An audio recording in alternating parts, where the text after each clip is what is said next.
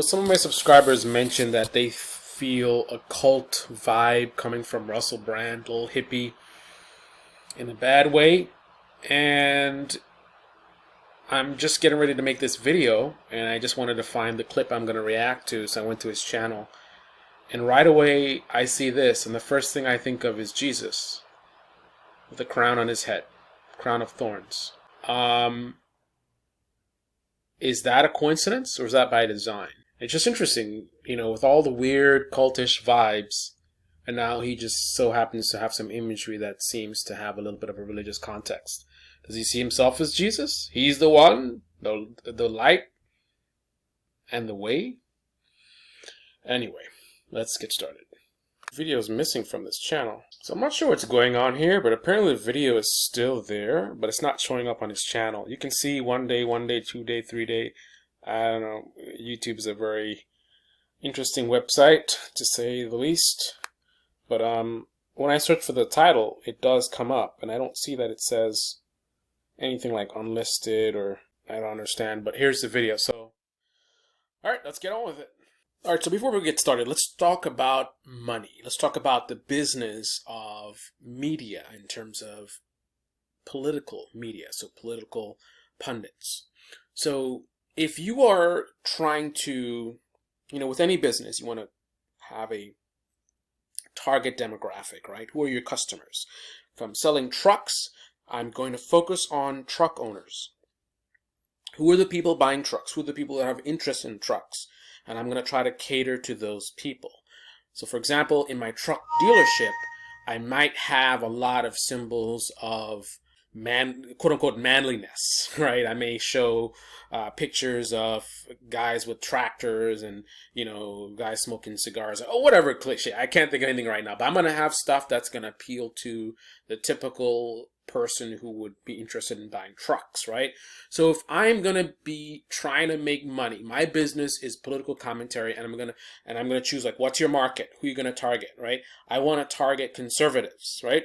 If you want to target conservatives and you want to make a lot of money, you want to be successful, the way to do it right now, these are the hot topics. These are the hot products to sell, right?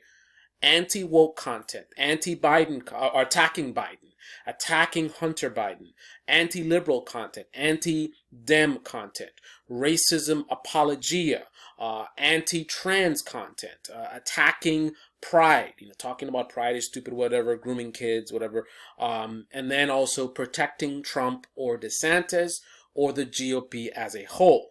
So they do something bad, there's some scandalous story that comes out, either you ignore it or you're going to go out there and say it's not that bad, or what about the Democrats? Like that's the way they make money. That's how to be successful right now in the media business if you're targeting a right-wing audience, right? So those are the basics.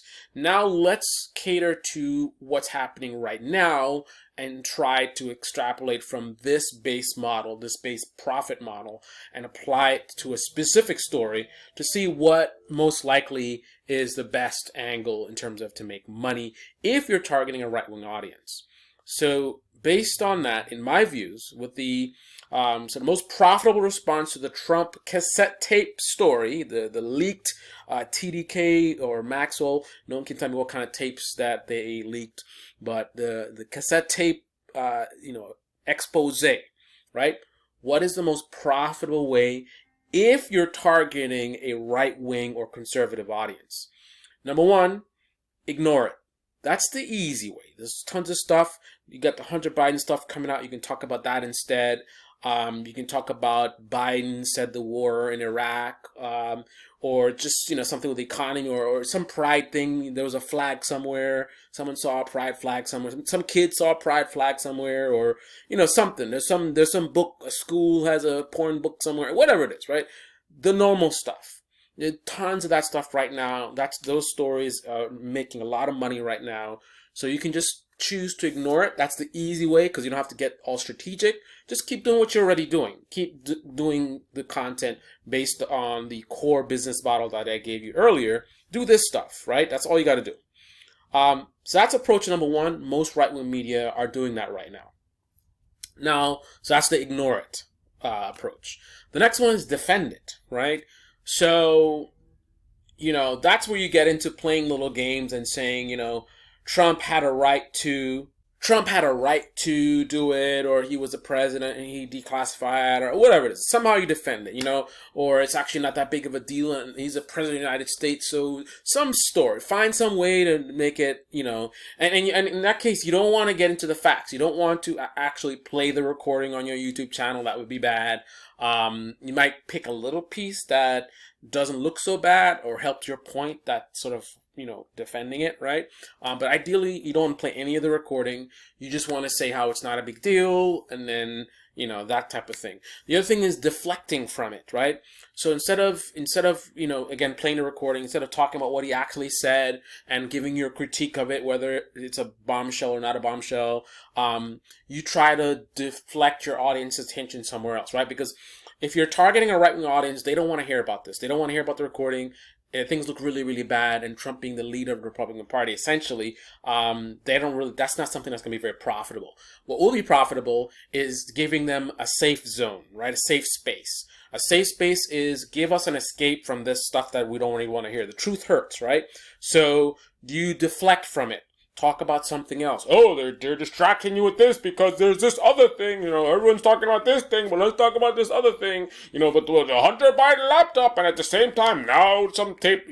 That's the thing. Redirect to something else that your audience will actually enjoy, right? So if I'm targeting a right-wing audience, they would love to hear about Biden's laptop, or there was his text messages came out and now we know that he did something, right? That's the stuff that, those corrupt Democrats, tribalism at its best, right? And then they get engaged and they comment and share and, oh, did you hear the thing about the Hunter Biden? Like, they'll love that. That's the most profitable thing to do. Deflect to something else, whataboutism, that kind of stuff. The other thing is water it down. It's not a big deal. It's just papers, he only showed it to a few people in a secure environment. I mean, in order to get into Mar-a-Lago, you have to get access to it's not like you just had him in the street waving around and look at Hillary, look at how many her emails. You know what I mean? Like, that's the thing. So water it down. It's not a big deal. It's nothing burger. Those are the most profitable approaches. Now, the reason why I chose to go over this before looking at the video and commenting on it is I want to see I want to look at the approach that Russell Brand chose, and we want to contrast it with what will be most profitable if you're targeting a right-wing audience. Let's see if he went with some of these tactics, or did he go a different route? Let's find out. So the first thing you see him doing here is the title. Look at the title he chose. Did Trump really just get exposed? Trump audio leaked. Did he really just get exposed? So questioning. He's already, before the video starts, he's already trying to introduce skepticism. That was it really? Did he really get exposed, or is this a nothing burger? So to me, that would align with watering it down. The idea being this is a really scandalous, hot story. We want to pour cold water on it, just tone it down. That's not that big of a deal. Well, did he really get exposed? Right. Trump's leaked audio.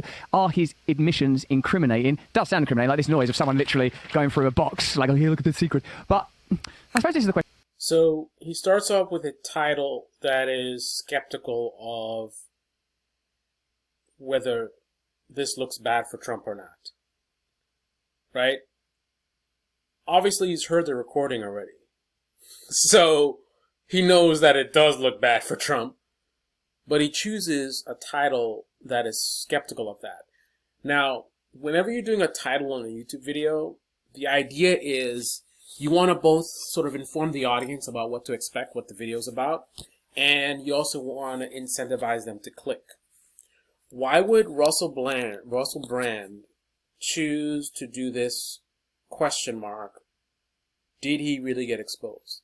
What made him think that the audience that he's targeting with the title, the people that he's trying to get to click, what made him think that they would be incentivized to click with a title that says, well, did he get exposed?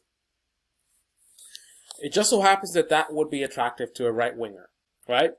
questioning whether he got exposed or not, whether it's really a big deal or not. Remember, we talked about the tactics, right? We talked about watering it down. Did he really get exposed? Or defending it? It depends on what approach he wants to take. Let's continue. Also, the fact that he focuses on the rustling of the papers. Oh, the rustling of the papers. So now he's introducing, he's mocking, he's kind of introducing a little bit of, an apologist will say, oh, it's just comedy, he's trying to be funny. And this is a common, like, propagandist tactic that's always used. Oh, I'm just a comedian, just joking, I wasn't really serious. You can say all kinds of stuff, right? And then you can always have that escape hatch of, oh, just joking. It's comedy, oh, I'm just a comedian. Anyway, starts off with a question mark, and then one of the first comments, not even 10 seconds in, is, oh, rustling of the papers, rustling of the papers. Sounds like a red herring, right? Why is he initially wants to focus your attention on the rustling of the papers? That's the most mundane, irrelevant detail of the recording, is the fact that you can hear papers rustling. Like, why would he? Now, if you're targeting right-wingers, that will play well, right? Because they want to hear stuff that's putting doubt that this is a big deal. So rustling of the papers, they're going to react like, oh my goodness. It's a recording. There's nothing on there. They were just rustling papers. Anyway, let's see what else he has to say. Question we want to ask you, and do let us know in the comments in the chat what you think. Don't you sort of feel already that all politicians, and particularly heads of state, have access to highly sensitive material which they communicate about in private circles? It's not really the worst thing you can imagine someone in power. Watering it down. So before he even discusses what is in there, he is spending a lot of time and energy doing this watering down effect. Oh, just rustling of the papers. And now he tries to normalize it like, oh, don't you think all the other, everybody does it. Basically, that's what he's doing. He's trying to say, oh, it's just a normal thing. Like if I want to talk about George Santos, about how much he lies, you get a response of like, man, you think there's any politicians that don't lie, right? To deflect from the topic.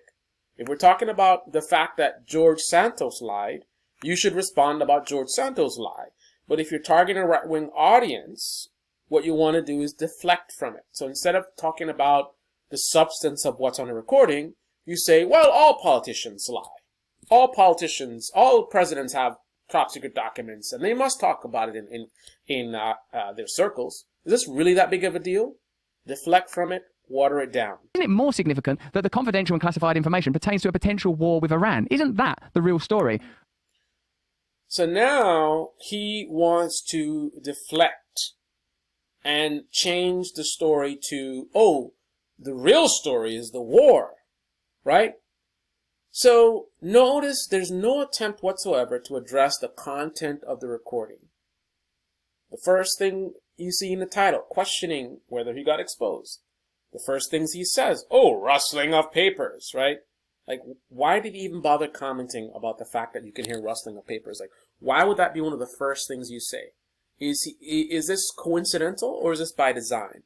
Then he goes into normalizing, oh, all they do that. And now it's just conversation. Now let's talk about something else. Let's talk about the war stuff. Trump is rifling through them boxes, having a Diet Coke, not Diet Coke, full fat Coke. Rather than Trump is rifling through, again, he's focused on this thing about him going through boxes, and now he's talking about him having a Diet Coke. Notice how he's so downplaying it. Everything that he's saying regarding, like, he's staying far, far away from the substance. The things that are concerning, the things that make Trump look bad, the things that are legally dangerous for Trump, he hasn't really discussed them at all. Like, think about that. Whether you agree or disagree or you think it's a big deal or not, why is it that Russell Brand is so fearful? I shouldn't use the word fearful, but why is he making sure don't touch that, don't say that, don't let, let's not focus on the substance? Why is he, a rustling of papers, all presidents do it, the real story, shouldn't it be the war thing? Instead of the rustling of the papers, why does he keep, this guy's not an idiot, right? The fact that he's doing all of this stuff and it's a pattern, everything that he's throwing at you, it's kind of like decoys. Like, oh, look over here, look over there, look over here, look over there. Everything else but the substance of the recording. Why is that? I have a conspiracy theory. And my conspiracy theory is that Russell Brand is pandering to a right-wing audience, and he knows the most profitable way to approach this is exactly what I discussed, right? Is it a coincidence that he's doing exactly what I would do if I wanted to pander to a right-wing audience? Right? Either you ignore it, he chose not to ignore it. If you talk about it, you're going to defend it, right? Somehow it's okay what he did. I think that's kind of what he did when he said, like other presidents have done it. Like, what's the relevance of other presidents? Like, a lot of presidents lie and are corrupt. So if Trump lies and he's corrupt, will you say, well, oh, other presidents are you know what I mean? Like, how does that work? A lot of presidents deceive the American people. So if Biden gets exposed for deceiving the American people, are you going to say, well, that's not surprising? What president hasn't deceived us, right? If we want to talk about Hunter Biden's son, right? Are you going to respond and say, well, which president hasn't had a corrupt member in their family or something like that, or a friend that was corrupt or whatever? There's so much corruption in D.C. Why is Hunter Biden special? Oh, I'm sorry. He would never take that approach. I wonder why. For Trump, it's funny, isn't it? Because basically this is about Trump, admittedly, I guess you could say illegally showing someone a classified document. But basically what he's... Admittedly, I guess you could say illegally. Notice how this guy is walking that tightrope. Oh my goodness. He kind of throws in, and this is a nice little, like, Tim Pool's good at this. That is the honorable mention where technically, if you really listen to details, he's acknowledging he used the word illegally, right? So if you watch this video and if the whole video is all deflecting and changing the topic and whatever, and you call them out, they're like, no, we said he was illegal. I mentioned it in the video, right? Covering himself. You're going to spend all the attention of deflecting and red herrings and then let's change the topic. But somewhere in there, you just drop in a little just to cover yourself, right? saying is, you see, I told you I didn't want a war with Iran. And then the mainstream media going, ha, we've got you. It's like the war with Iran is surely the important thing. I don't know, what has more impact on you? Is it that powerful people have access to classified documents that they maybe sometimes do not stay within the letter of the law around? Or is it that there's this ongoing... Look at how we say may not follow the letter of the law. Again, what is he doing? By using that language, right, he is watering it down. It's not a big deal, it's okay, he didn't follow exactly the rules, right? Now, let's think about what he's talking about. Trump is exposing a document which has, it seems to be, our attack plan for a foreign country to people who are not authorized to see it. It's very possible, because there have been many spies who have tried to infiltrate, and successfully done it, into Mar-a-Lago. It's very possible that someone in that room is a spy.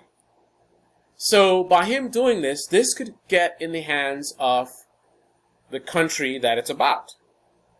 So if in the future we decide, I know apologists will say the idea that we'd use the exact same business plan, attack plan that. If we can't agree that our country's attack plans should be top secret and exposing it to other countries or to people that are not authorized is dangerous to the country and to our troops, then I don't think it's worth having a conversation about it, because I don't think you're a very serious person. But the idea that him exposing that is, oh, he didn't follow exactly the letter of the law, and all presidents do it. Right. Armageddon plan that's amping up to wage war on Iran. The next closing in on Hunter Biden, by all accounts, it's getting harder and harder to believe that Joe Biden didn't know anything about his business dealings. Also, what I think is really funny, let me know what you think about this. If you're watching this on Rumble, join us in the chat on Local. Somebody's saying, what's happened to Jack? So, notice that this video, which is supposed to be about the audio recordings, he doesn't discuss anything on the recording at all. Now, I want people who like Russell Brand to consider this. Even if you think the recording is not a big deal, think about the fact that he chose not to play any of the recording or say anything about the recording, right? Because he could say something about the recording and he could explain away and say, well, yeah, he said this and it sounds funny, but it's not big. No, but he felt it would be the best way to talk about this is to not discuss what was on the recording at all. Just talk about rustling of papers. And then at the very end, he talks about Hunter Biden. So a recording that looks very incriminating to Trump, he doesn't discuss at all, but at the end of this, he does mention things that seem incriminating for Hunter Biden. Why didn't Trump get the same treatment? Why doesn't he say something, in terms of acknowledging what the recording is, this recording that seems to, where Trump seems to admit that the document was top secret and whatever. Why doesn't he say that? But when it comes to Hunter Biden, and again, we're not talking about Hunter Biden. Why would he mention Hunter Biden and then be comfortable saying, oh, this looks kind of shady, right?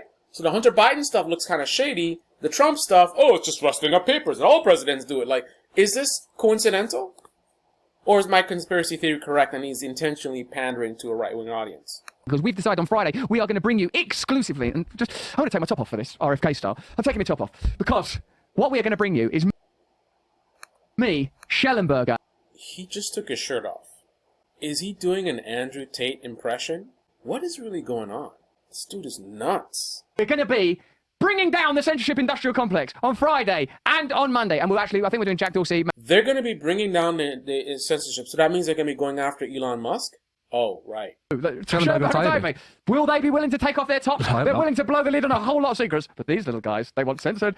Okay, so he's saying a bunch of random stuff. I'm going to fast forward to this. I don't want, this video to be longer than it already is. I'm going to see if he actually does discuss the recording or... Because, look, we're 2.5 minutes in. He hasn't talked anything about the recording. He's all over the place.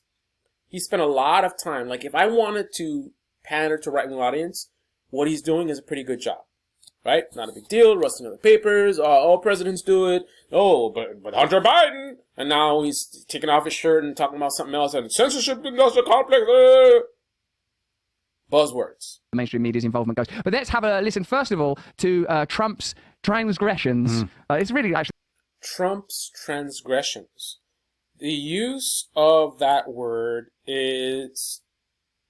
sounds to me like an effect of downplaying it. Right? He's kind of mocking it. Oh, look what Trump did now! Right? I just want to point out that it took me this long to get to him actually talking about the recording. So 5 minutes in. Now, you guys don't produce YouTube videos. A lot of people, their attention span is very low. Like, the amount of people that are still watching this video is going to be very, very low. Russell Brand is probably going to have higher watch time than I. But I would presume a large part of his audience is already gone at this point.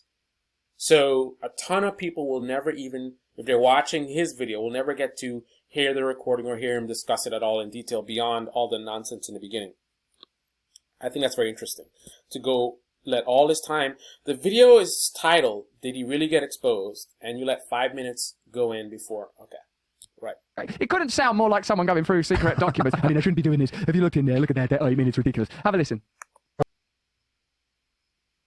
He said... Props to him for actually being willing to play the recording at all. You're probably not going to hear this on any right-wing media channels. Of course, someone's going to point out the one person that does it or two people that do it. But generally speaking, they're not going to want to play any of this at all. Isn't it amazing? I have a big pile of papers. This thing just came up. Look. This was him.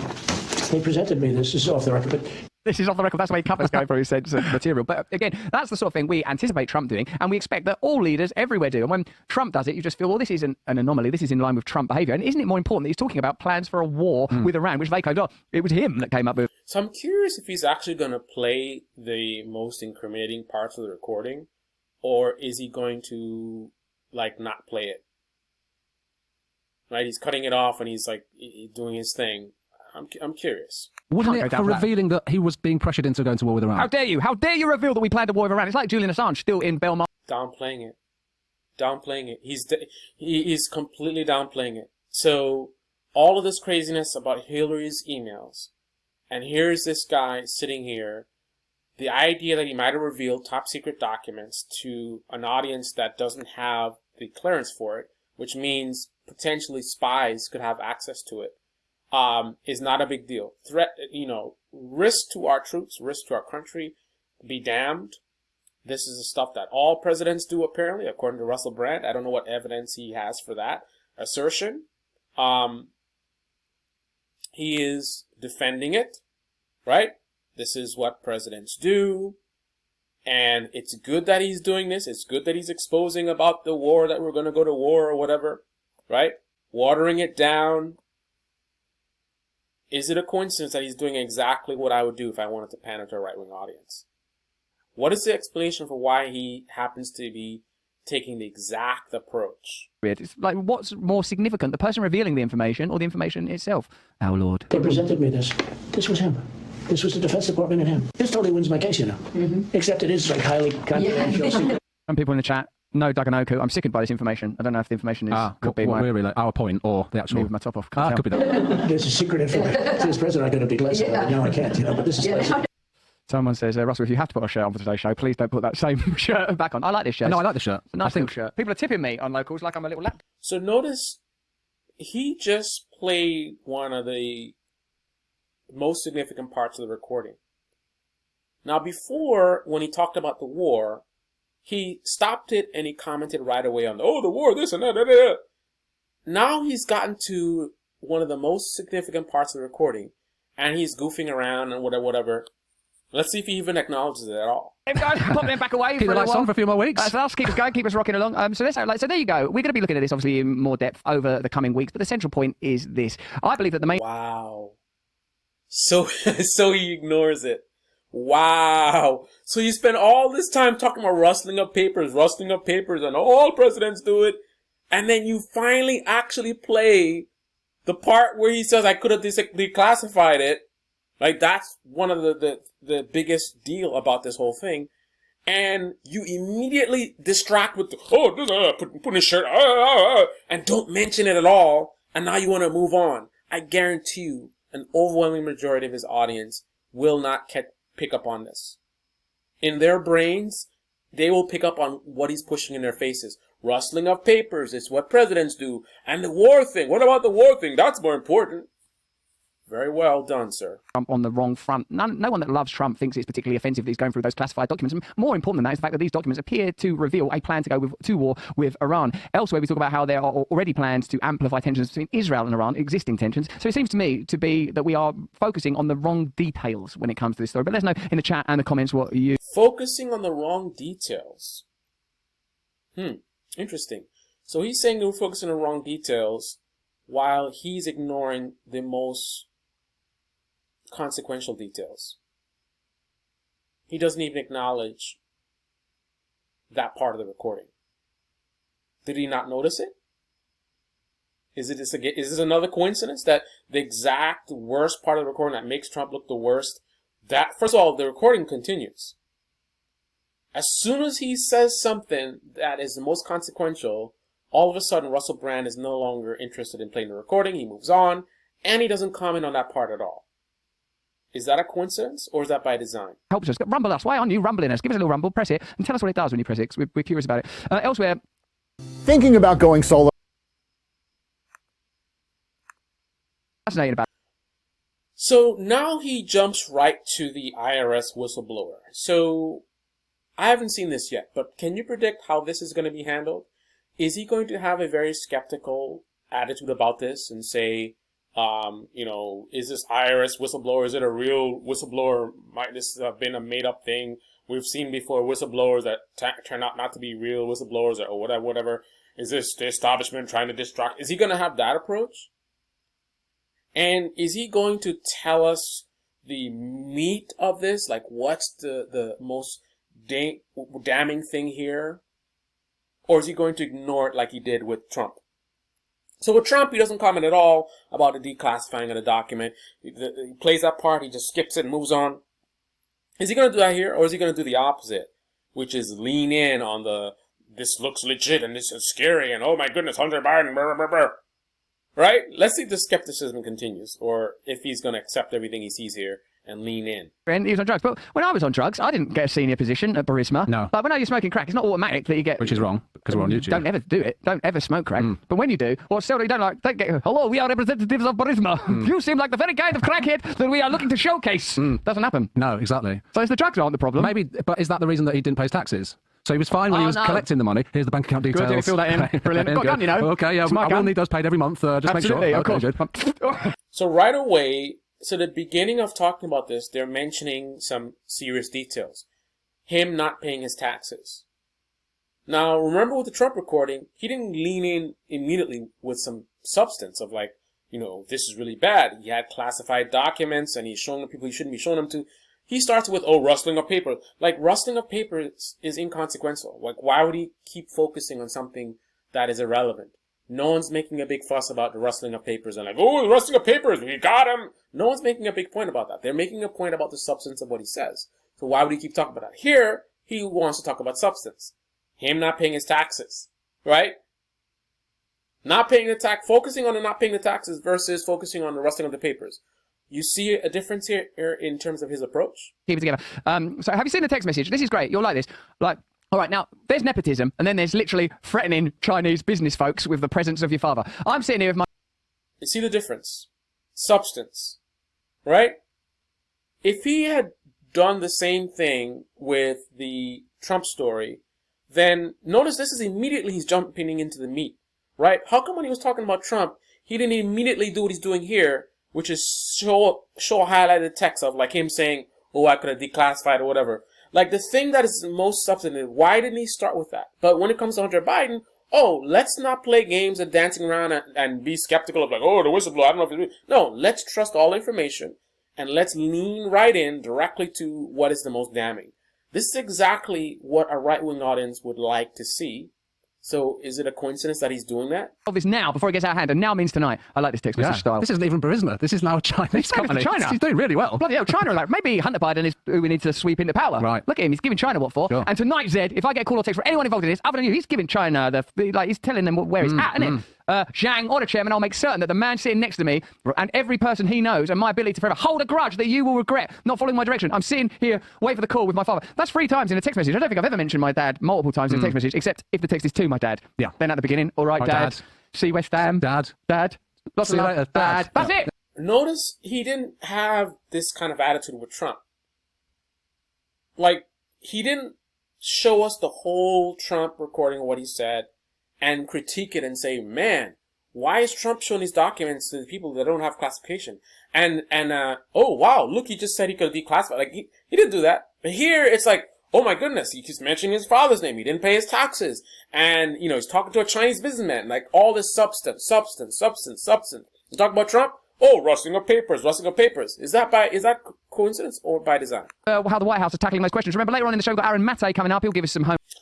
Anyway, this is Debate Me channel. Debate Me in the comment section below. Click on the like button, subscribe, smash that bell, be well. You explain to me why it is that Russell Brand is doing exactly what you want to do if you want to pander to a right-wing audience. Is it coincidence or is it by design? My conspiracy theory suggests that he is pandering to a right-wing audience for profit, to maximize his profit. I wonder if it's also by design that he takes his shirt off while talking about the Trump stuff. When he's talking about Biden, he puts his shirt on. I mean, is that also strategic as far as a distraction? So when you're talking about Trump, right, and the classified documents, he goes takes his shirt off, right? And then, leading up to the Hunter Biden stuff, the shirt comes back on, and all of a sudden, he gets more serious, and he goes immediately into substance, not paying his taxes, and look at these text messages. Oh my goodness, these text messages look pretty bad. He mentioned his father, and he's talking to a Chinese company. Tell me your thoughts. This is the Baby Channel. The Baby comment section below. Click on the like button, subscribe, smash that bell. Be well.